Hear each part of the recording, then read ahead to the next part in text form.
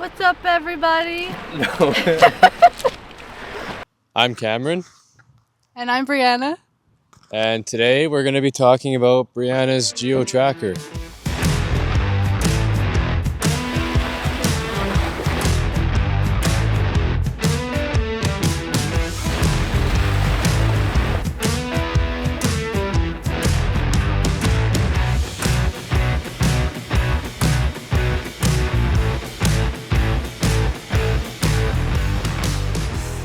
It's a 1994.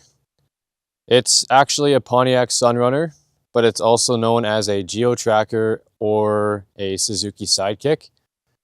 It's got 240,000 kilometers on it, and it's an automatic. It started out as a two-wheel drive, and since then I've converted it to 4x4. I'll talk a little bit more about that later. We've owned it for 7 months. And when we got it, the exterior body and paint were in pretty good shape. The front floors had rust in both the driver and passenger side footwells. Behind the front fenders had holes. And the rear inner fenders, inner wheel wells were rotten. The seatbelt brackets were rotten. And then the front two body mounts were basically gone. So 4 out of the 8 body mounts were actually intact. Knowing that, we still bought it because the two-wheel drives around here in BC where we're from are a lot cleaner than buying a 4x4. So my intent was to buy it as a two-wheel drive with, I'd say, minimal rust compared to what's out there. And then basically repair the rust and then convert it to 4x4. I really wanted to keep drivability and comfort a priority. I bought a 1990, a red one, and I used that as a donor. I stripped all the 4x4 components off of it that I needed. I 4x4 swapped it first. The two-wheel drive transmission was also dead. It was on its way out. It wouldn't shift on its own. So that was more of a motivator to get that done first, so she could drive the car until I was ready to actually do all the body work. So I 4x4 swapped it, got it driving. I painted the locking hubs purple. That's her favorite color. After we 4x4 swapped it, I decided that it was going to be best to do a frame off. I stripped the car in a weekend. I used a engine hoist front and rear, lifted it completely off the frame. I rolled the frame out, and then I built sawhorses that I put one in the front, one in the rear. And that gave me as much room as I needed to do whatever I want.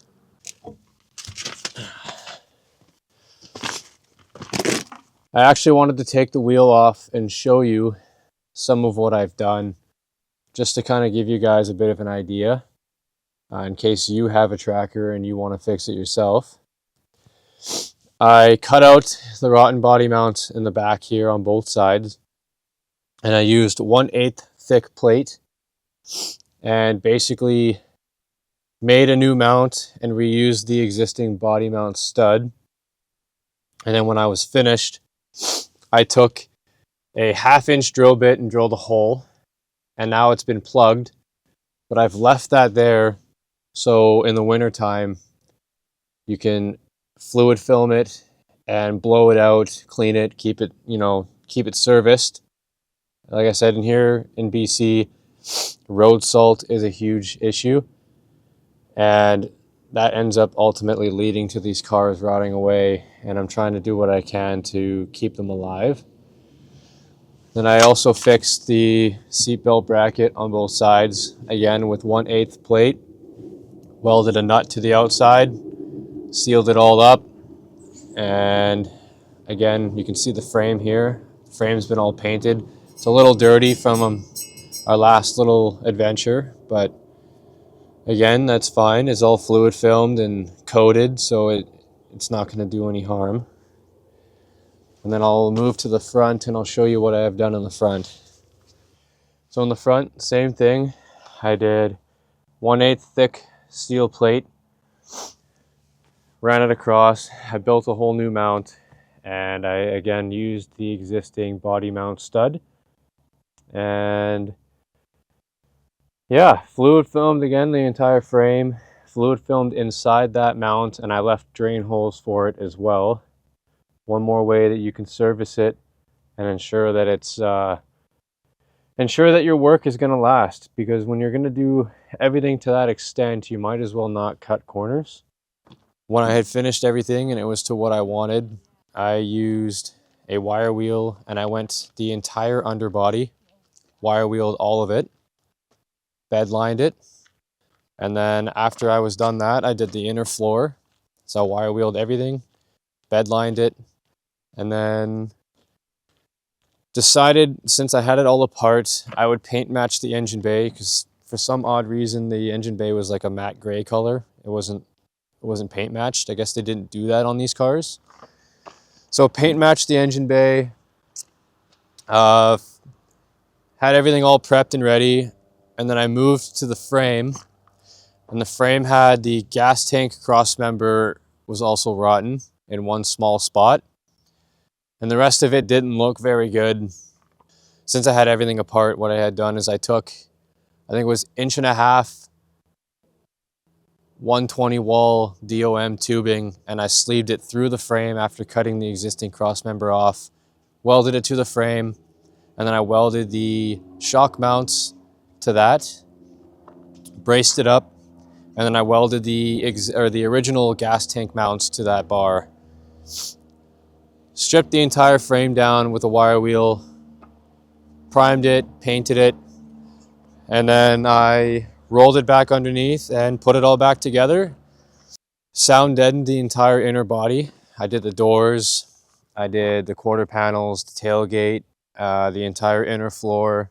I decided it would be a good time to power steering convert it and do air conditioning. And that goes back to what I was saying earlier about drivability and comfort.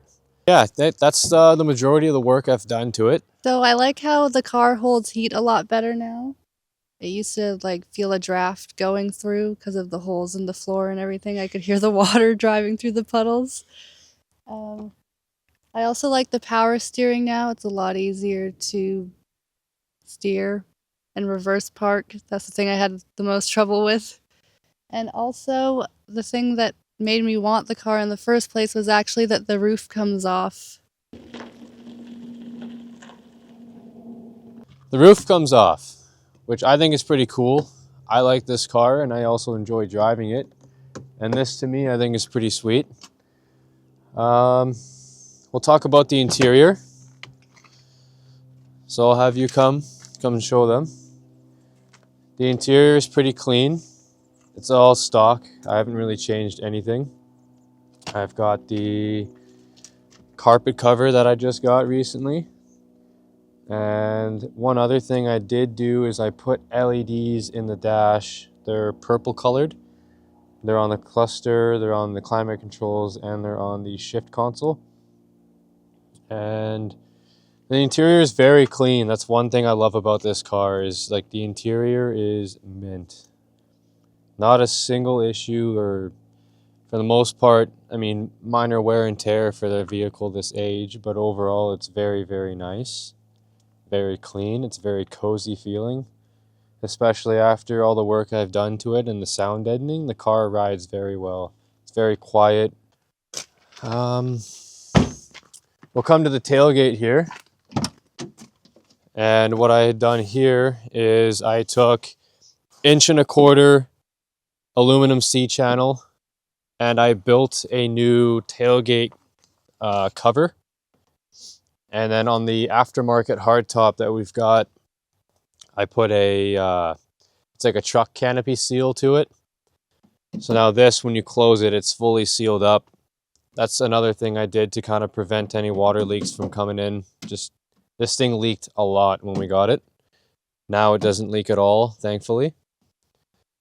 We've got, like I said, we've got AC, power steering. Maybe eventually it'll get a lift kit with a front bumper and winch if we decide that we want to take this down anywhere harder than we already have. But so far it's just going to stay a daily driver, and it's good enough as is.